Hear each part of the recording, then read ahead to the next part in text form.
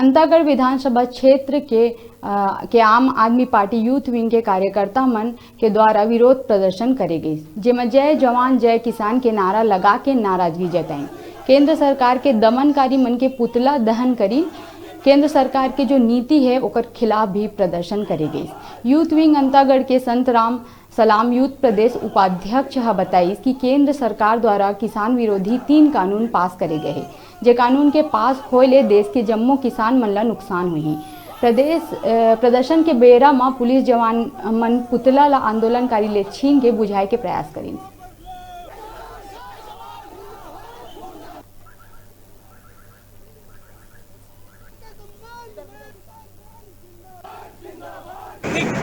विरोध प्रदर्शन किया गया है, क्योंकि आप सब लोगों को पता है भारत देश में केंद्र सरकार के द्वारा, मोदी सरकार के द्वारा देश में किसानों के विरुद्ध एक बिल पास हुआ है।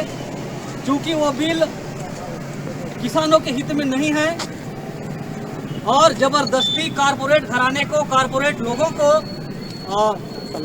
भलाई पहुंचाने के लिए, उनका लाभ पहुंचाने के लिए ये काला कानून, काला बिल मोदी सरकार के द्वारा लाया गया है, जिसको पूरे देश के किसान सहित आम आदमी पार्टी शुरू से कंधे मिलाकर चल रही है। और इस किसान विरोधी बिल को वापस लेने के लिए जगह जगह आम आदमी पार्टी के द्वारा विरोध प्रदर्शन किया जा रहा है।